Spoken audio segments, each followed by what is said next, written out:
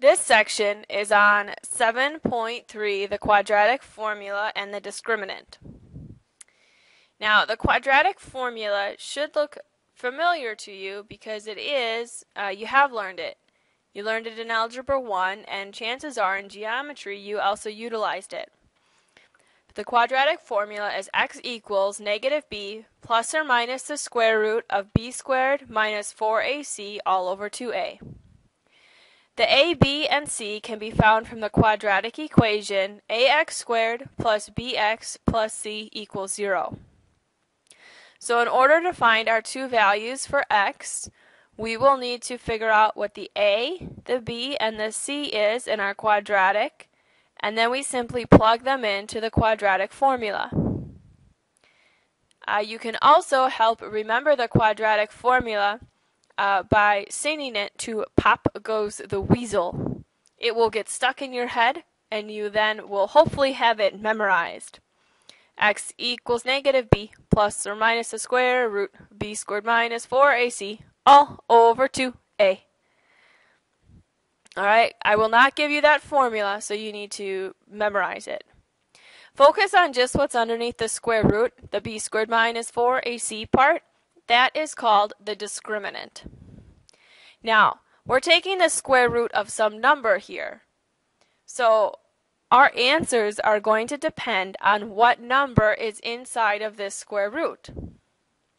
Let's say we take the square root of a negative number. Well, we know that a square root of a negative number, it gives us an imaginary answer.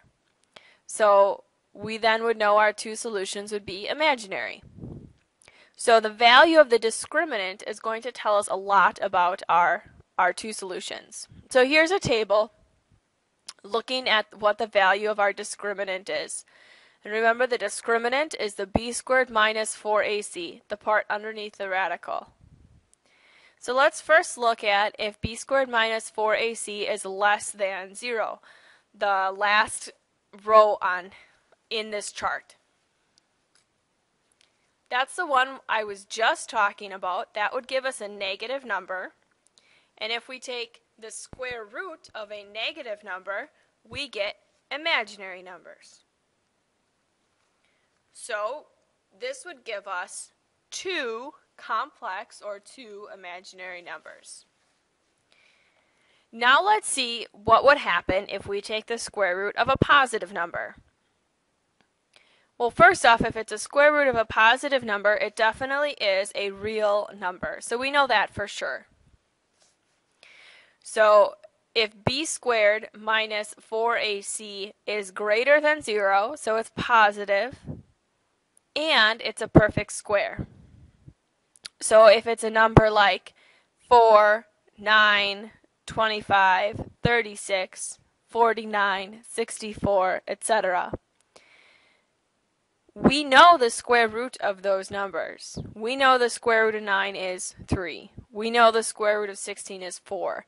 So if our b squared minus 4ac is greater than 0 and it's a perfect square, we get two real rational roots. We say rational here because we know the value of the square root, so we will be able to write our final two answers as fractions or as integers. Now, b squared minus 4ac could be greater than 0 but not be a perfect square. So be a value like 5 or 3. This will give us two real irrational roots. Irrational because the exact value for square root of 5 is the square root of 5. If we tried to write that out as a decimal, that decimal would continue on and on forever. So we would say two real irrational roots.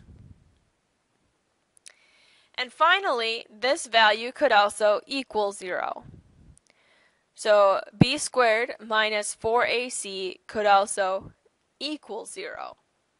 Now, if this equals 0, that means we are adding and subtracting 0 onto in our quadratic, so we only have one real rational root. Now, just as a little overview here, Once again, our quadratic is x equals negative b plus or minus the square root of b squared minus 4ac all over 2a. And the b squared minus 4ac, the discriminant, is underneath the radical. Now, if you look at the far right-hand side, this is talking about the graphs of the functions. Depending on what value our discriminant is actually going to tell us a lot about the graph of our quadratic.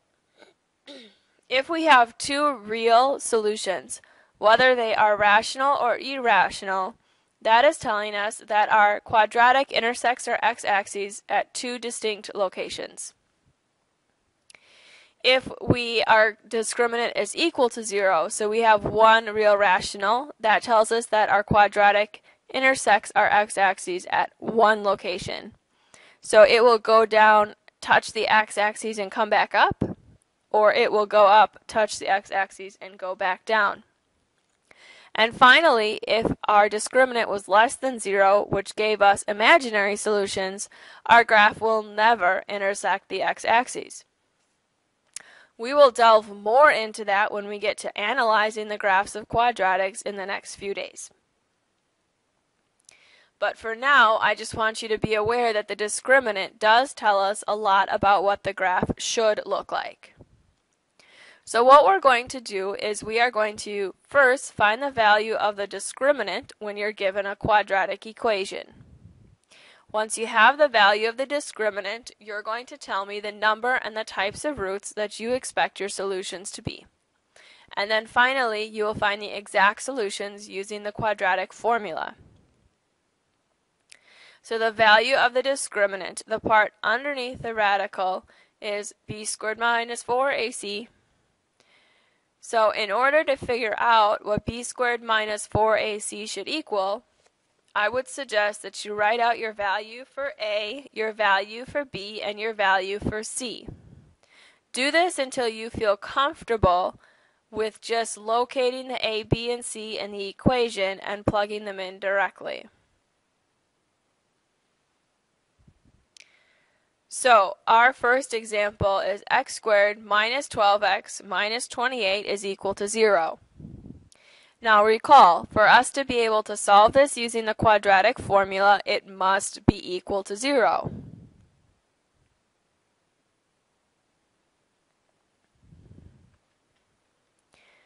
So this first example, it certainly is. So that means that we could start figuring out what our a, b, and c value should be, and then we could proceed to plug those in to find the value of the discriminant.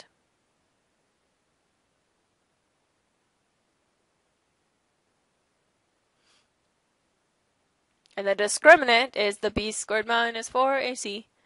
So in this first problem, if you take a look, our a value is 1.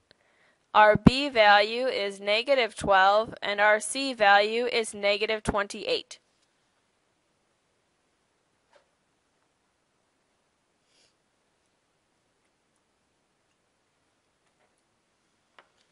So b squared minus 4ac, b squared would be negative 12 squared minus 4 times 1 times negative 28.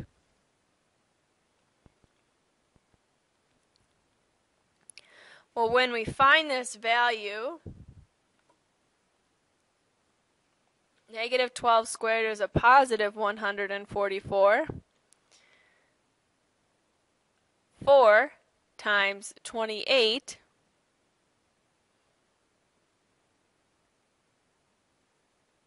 is 112. So 144 plus 112 becomes 256. It's plus 112 because you have minus the 4 times the negative 28, so the minus and negative would become a positive. So we end up getting the discriminant value of 256. So that's our solution to part A. Part B, describe the number and types of roots. Well, we see that this is positive, so we definitely have two real roots. We now just need to decide if they are going to be rational or irrational. So to do that, we want to think about what the square root of 256 is equal to. Does it have an actual value? And it does. So that means that this is two real rational roots because the square root of 256 is equal to 16. And finally, part C is solving using the quadratic. So the quadratic formula is x equals negative b plus or minus the square root b squared minus 4ac all over 2a. So we have to start off with negative b. Well, if b is negative 12, negative b would be positive 12. So we would have 12 plus or minus the square root of 256 all over 2a, or 2. Well, we know that 256, the square root of it is really 16, so we're going to view this as 12 plus or minus 16 all over 2. So we will take 12 plus 16 to give us 28. That we will divide by 2. And 12 minus 16 to give us a negative 4. And that divided by 2 as well. So our two solutions from least to greatest would be negative 2 and 14. Because 28 divided by 2 is 14. And negative 4 divided by 2 is negative 2. So once again, our two solutions are negative 2 and 14.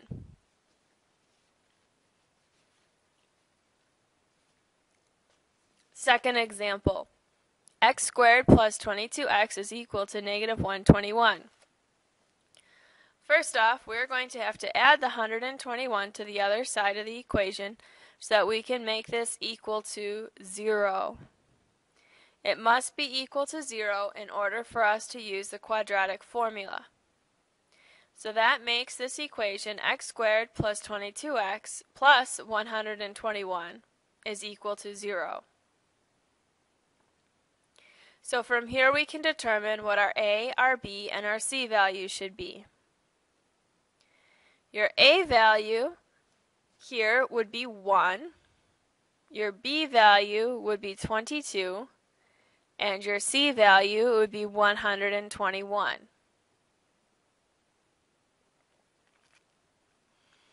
So the first part, figuring out what the discriminant is. So b squared minus 4ac. So b is 22, so we would take 22 squared minus 4 times 1 times 121.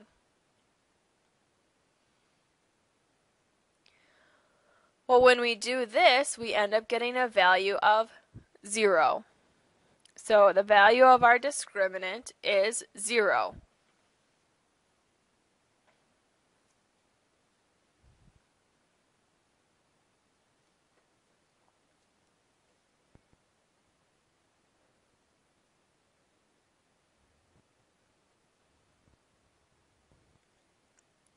Now, if our value of our discriminant is 0, when we take the square root of 0, we get 0.